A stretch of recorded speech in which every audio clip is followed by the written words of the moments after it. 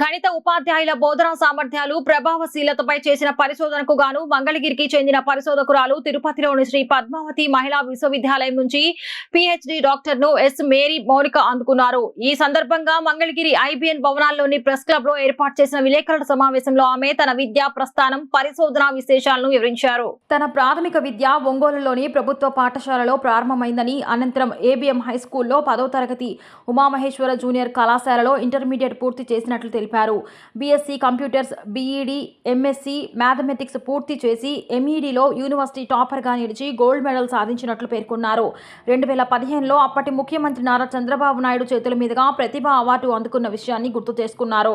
2020లో శ్రీ పద్మావతి మహిళా విశ్వవిద్యాలయంలో రీసెర్చ్ స్కాలర్గా చేసి professor doctor CH Baby Prasanna పర్యవేక్షణలో సెకండరీ స్థాయిలో గణిత ఉపాధ్యాయులు బోధనా సామర్థ్యాలు మరియు ప్రభావశీలతపై అధ్యయనం అనే అంశంపై పరిశోధన నిర్వహించి డాక్టరేట్ సాధించినట్లు తెలిపారు. విద్యార్థుల్లో గణితంపై ఉన్న భయాన్ని తగ్గించి ఆసక్తిని పెంపొందించడంలో ఉపాధ్యాయుల నైపుణ్యాలు కీలకమని ఆమె పేర్కొన్నారు. సరైన బోధనా పద్ధతులు, సామర్థ్యాలు కలిగిన ఉపాధ్యాయులు విద్యార్థులను గణితంలో మెరుగైన ఫలితాలు సాధించేలా చేయగలిగారని తమ పరిశోధనలో తేలినట్లు వివరించారు. ఈ పరిశోధనకు విద్యావేత్తల నుంచి ప్రశంసలు లభించాయని, విద్యారంగాన్ని ఉపయోగపడే అంశాలను ప్రతిపాదించినందుకు విశ్వవిద్యాలయం డాక్టరేట్ ప్రదానం చేసినట్లు చెప్పారు. పిహెచ్డి సాధనలో తన భర్త, తల్లిదండ్రులు, అత్తమామలు అందించిన సహకారం మరువలేనిదని పేర్కొంటూ వారికి కృతజ్ఞతలు తెలిపారు. ఈ కార్యక్రమంలో కుటుంబ సభ్యులు, బంధువులు, ఆత్మీయులు, ప్రెస్ క్లబ్ ప్రతినిధులు పాల్గొని ఆమెను శాలువాతో సత్కరించి అభినందించారు. నాకు ఈ డాక్టరేట్ పొందుకొని మీ ముందుకు రావడం జరిగింది. నా విద్యా ప్రస్థానం అనేది గవర్నమెంట్ స్కూల్లో స్టార్ట్ అయిందండి. ఒంగోలు మాది. ఒంగోలులో గవర్నమెంట్ స్కూల్లో నా విద్యాభ్యాసం మొదలుపెట్టాను. తర్వాత 10th ఏబిఎం హై స్కూల్లో కంప్లీట్ చేశాను. తర్వాత ఇంటర్ వచ్చేసి ఉమామహేశ్వర జూనియర్ కాలేజీలో కంప్లీట్ చేయడం జరిగింది. తర్వాత డిగ్రీ బీఎస్సీ కంప్యూటర్స్ చేశాను. తర్వాత బీఈడీ చదివాను. తర్వాత ఎంఎస్సీ మ్యాథమెటిక్స్ చదివాను.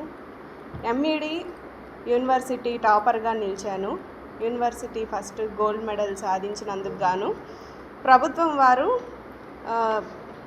ప్రతిభా అవార్డు పురస్కారంతో సన్మానించడం జరిగింది.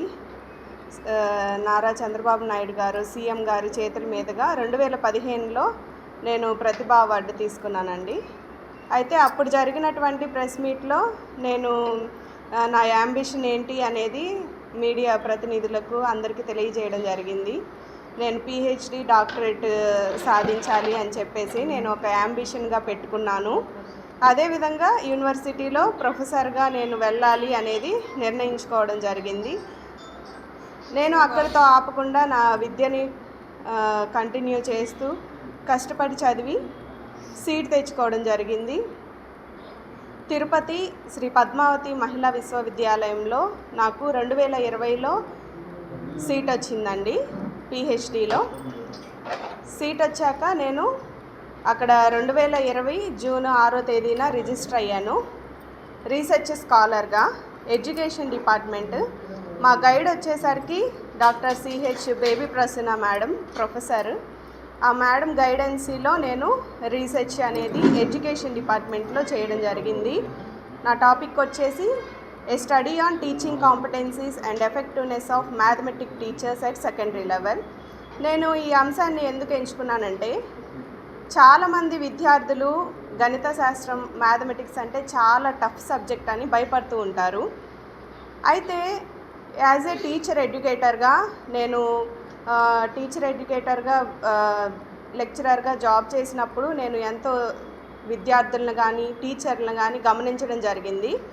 సో దానికి అనుగుణంగా విద్యార్థులు ఎందుకు గణిత శాస్త్రం అంటే, మ్యాథమెటిక్స్ అంటే కష్టపడుతున్నారు అనే అంశంపై నేను ప్రైమరీ డేటాని కలెక్ట్ చేసినప్పుడు టీచర్స్ యొక్క కాంపిటెన్సీస్ మంచిగా ఉంటే విద్యార్థులు ఖచ్చితంగా గణిత శాస్త్రంలో ముందుకు వెళ్ళగలుగుతారు అనే అంశాన్ని నేను తీసుకొని దాని మీద రీసెర్చ్ చేసి ఖచ్చితమైనటువంటి కాంపిటెన్సీస్ టీచర్కి ఉంటే ఖచ్చితమైనటువంటి ఎఫెక్టివ్నెస్ మ్యాథమెటిక్స్ స్టూడెంట్స్ నుంచి మనము సాధించగలుగుతాము అనే అంశాన్ని నేను రీసెర్చ్ ద్వారా తెలియజేయడం జరిగిందండి.